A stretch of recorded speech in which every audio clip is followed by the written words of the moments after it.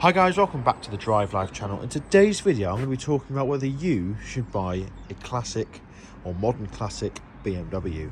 Now BMW are obviously very well known for being fantastic drivers' cars, got a rich history of being excellent to drive. Obviously we've got a newer 3 Series and also 4 Series here as well. So as you can see, the family are particular fans of BMW, and older BMWs are absolutely no exception. Actually, I'd make the argument that, having spent a lot of time in this and spent a lot of time in a new generation BMW, I would prefer to drive one of these.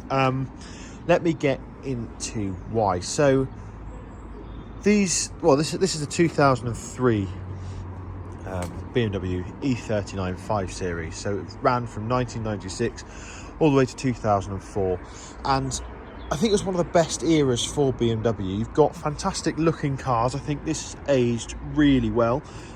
When you come back and look at perhaps a more modern car, you get the two of them.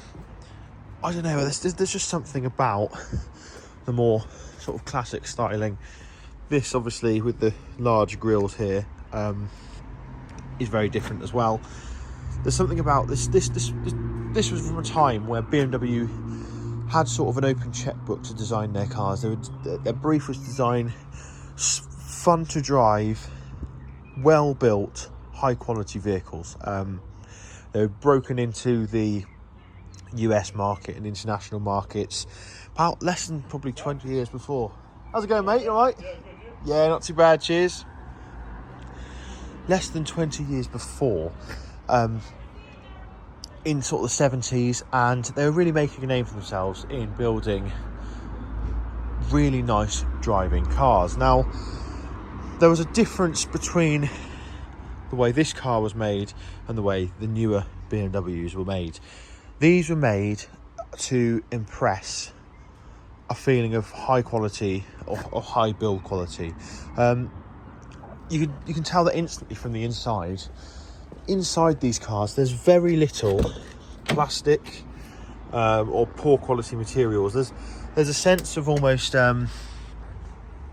wealth, I suppose, in the way that these cars are made. Even down to the leather on the door is really thick and solid. The wood veneer here, even the colours they use, the basic switch gear is all nice to touch, easy to use. But also in this car you have actual digital television. They're just excellently well made, and interestingly, this car in particular has the auxiliary heating function, which is a feature that you now have to have an app to control. Well, you can actually control it on the new generation 3 Series, but you know, these cars had that 20 years before most people realised, or 20 years before these modern cars that now have it, people rave about them. So there's a lot that goes into these BMWs, but I think actually makes them a really good buy. This one was £3,500. It's got 100,000 miles on it. This one, they're valued at, well, around £62,000. I think this one was 2 years ago. And in terms of practicality, in terms of driving comfort, I think you struggle to tell the difference between the two. The heaviness of the doors on this car are fantastic, or is fantastic. They've just got a really satisfying clunk to them, and even when you hear the locks, let me just unlock it or lock it, it's just, you can hear there's a quality to it. It's a very sort of heavy feeling car. The steering's heavy. Everything's sort of made out of heavy gauge materials. For example, if you were to lean on the front wing on this car, you can't really flex it. Come to the modern 4 Series here, you can see how much that's flexing. And what BMW have had to do to meet various emission regulations, etc., is actually strip weight out of things.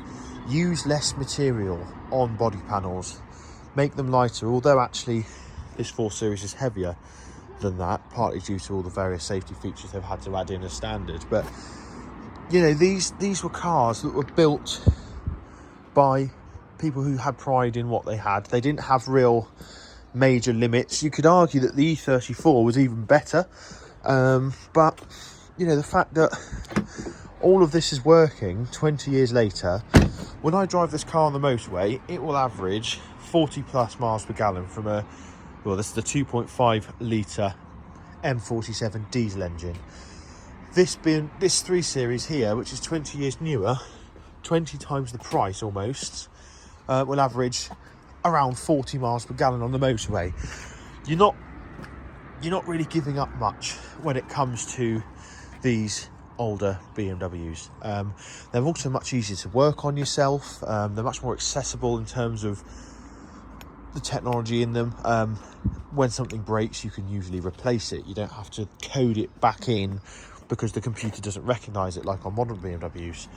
And also, let's go to the interior, because a lot of the things that put people off about an older car is the lack of relative technology. For example, on the newer BMWs, you have Apple CarPlay that's all wireless, you have Bluetooth connectivity, but this is all stuff you can add to your older BMW. For example, I fitted the Blue Bus system, that added all Bluetooth and everything like that straight to the standard head unit.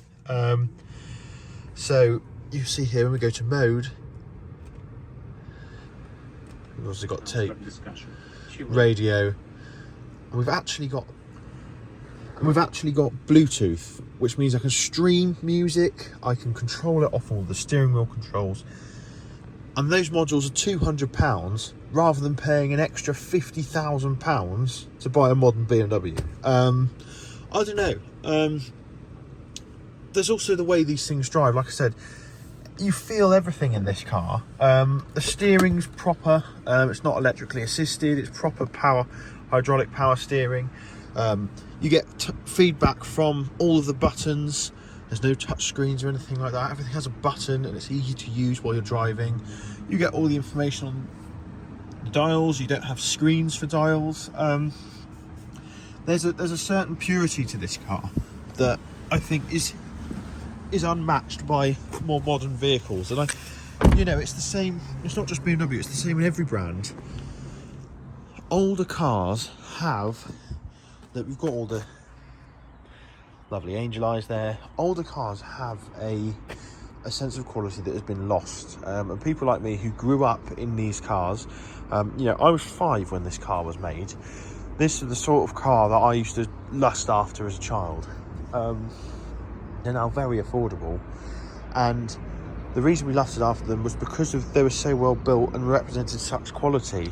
And yeah, it's something that you can't really ignore. Now obviously there's going to be challenges with the reliability. For example, you may have seen the window on my car is held up with sellotape at the moment because window regulators break, etc.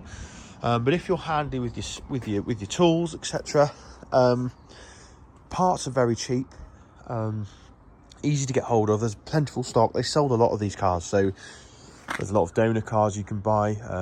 People are breaking them, selling the spares, etc. They do offer a really good sort of ownership prospect. You've got parking sensors front and rear, for example. There's a lot on these cars that came as standard, which is replaceable if it breaks. And I think they offer a really good value for money. Now, one thing as well you have to look out for is rust, especially on these older BMWs. You'll see here I've got a little bit coming here. And obviously I'll deal with that, get that sorted, but you've just got to keep these cars clean. You've got to look after them. That's the thing. This car has had 20 years of use, whereas that car over there has had 2 years of use, and that makes a real difference. But if you do look after them, they will treat you very well. As you can see, this car's exceptionally clean. I've just fully washed it, waxed it, sealed the paintwork. We've got in all the nooks and crannies, This one in particular has got the lovely electronic release boot here. You'll see we've got a little bit of scabbing there.